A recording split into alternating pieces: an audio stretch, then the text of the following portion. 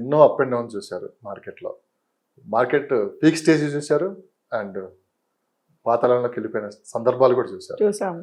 ప్రస్తుతం మరి అంత అయితే మార్కెట్ పడిపోలేదులే, కానీ కాస్త స్లో డౌన్ అయిన మాట అయితే వాస్తవం.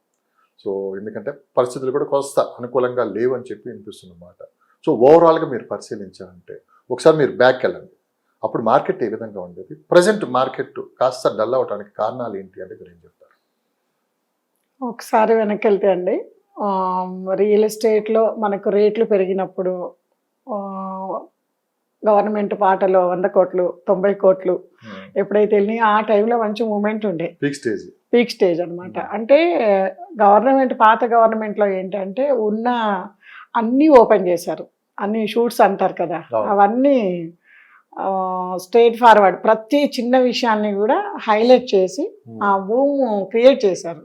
ఆ బూమ్ మార్కెట్లో ఏంటంటే చాలా మెంబర్స్ ఇన్వెస్ట్ చేశారు. కొంతవరకు పెరిగాయి రేట్స్, కొంతవరకు ఆ డెవలప్మెంట్స్ వచ్చినాయి. అక్కడితోటి ఎక్కువ ఇన్వెస్ట్మెంట్స్ టకటక చేయడం వల్ల మళ్ళీ వీళ్ళ దగ్గర అమౌంట్ చేయితో పట్టుకొని ముందుకు వెళ్ళడానికి కొంచెం టైం టేకెన్ ప్రాసెస్. ప్లస్ ఇప్పుడు కొంచెం మార్కెట్లో అంటే ఐటీది కూడా కొంచెం ఇబ్బందులు, అన్సర్టనిటీ నడవడం వల్ల వాళ్ళు కూడా కొంచెం లోన్స్కి వెళ్ళి పెట్టుకోవాలంటే కొంచెం ఆలోచనలో కొంచెం వెనక ముందు అవుతున్న మాట అయితే వాస్తవమే.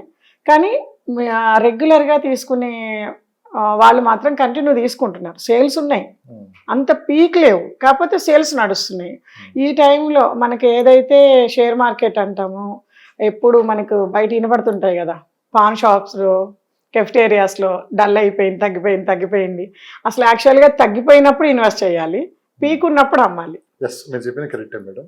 ఇదంతా కాయిన్కి ఒకవైపు, కాయిన్కి రెండో వైపు ఏంటంటే పాత గవర్నమెంట్లో వీరన్నట్టు విపరీతమైన రియల్ ఎస్టేట్ మీద ఫోకస్ చేయటం, మంచి డెవలప్మెంట్స్ కూడా ఆ విధంగానే ఉన్నాయి, కంపెనీస్ అలానే వచ్చాయి. సో ఇన్ఫ్రాస్ట్రక్చర్ కూడా ఆ విధంగానే చేశారు. లాస్ట్ 2 years అనేది ఒక పీక్ స్టేజ్కి వెళ్ళిపోయింది. అంటే అప్పటికైనా కొనలేకపోతే ఇంక మనం ఎప్పుడు భవిష్యత్తులో ల్యాండ్ కొనలేమని చెప్పి సామాన్యులు కూడా అప్పులు తెచ్చి భూమి మీద ఇన్వెస్ట్ చేశారు. సో అంతా బాగుంది నడుస్తున్న టైంలో సో పరిస్థితులు అనుకూలించడం, ఏదో మొత్తానికి ప్రజల్లో వ్యతిరేకత, అంటే హైదరాబాద్ కదా మిగతా ప్రాంతాల్లో కూడా వ్యతిరేకత రావటం, ప్రభుత్వం అయితే మారింది. ఈ పీక్ స్టేజ్కి వెళ్ళిన రేట్లు కొత్త గవర్నమెంట్లో ఏంటంటే దిగి రావలేదు, అలా అని చెప్పి రేట్లు పెరగట్లేదు, అట్లా స్టేబుల్గా ఆగిపోయింది. ఇప్పుడు కొత్తగా ఇన్వెస్ట్ చేసే వాళ్ళు ఏంటంటే ఒక కన్ఫ్యూజ్ వారంలో ఉన్నారు. ఇప్పటికీ 1 year నుంచి ఏంటంటే వీళ్ళంతా ఇంకా దిగి వస్తాయని చెప్పి ఎదురు చూస్తూ ఉన్నారు. ఇంకా వెయిట్ చేద్దాం, లాస్ట్ వరకు వచ్చింది కదా, మ్యాక్సిమం అంటే 5 నెలలు, ఆ తర్వాత ఏదో విషయం తెలుస్తుంది కదా అని చెప్పి అనుకుంటున్నారు. కానీ గ్రౌండ్ లెవెల్లో వాస్తవ పరిస్థితులు కానీ పరిశీలించామంటే మనం రేట్లు పెరిగే అవకాశం ఉంది కానీ తగ్గే అవకాశం అయితే లేదు.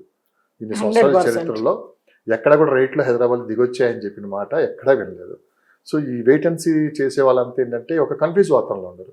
ఒక 30% మార్కెట్ అయితే నిజంగా తెలియగలలో ఏంటంటే ఇన్వెస్ట్ చేస్తున్నారు. ఎప్పుడైతే మార్కెట్ డల్గా ఉంటుందో అప్పుడే కొంటారు, ఆ తర్వాత 3 years 4 years వెయిట్ చేస్తారు, ఒక్కసారికి మార్కెట్ పెరిగిపోయింది. సో ఒక్కసారి ఇదంతా మీరు విన్న తర్వాత అంటే అందరూ చాలా మంది ఇట్లా వెయిట్ చేస్తున్నారు, వీళ్ళందరికీ ఏం చెప్తారు మేడం, ఇది రైట్ టైమా కాదా, వాస్తవంగా ఇలాంటి పరిస్థితులు వచ్చినప్పుడు ఇన్వెస్ట్ చేసిన వాళ్ళ పరిస్థితి ఏ విధంగా ఉంది, ఆ రోజు వెయిట్ చేద్దామని అన్నవాళ్ళు ఈరోజు ఎక్కడ ఉన్నారంటే ఏం చెప్తారు?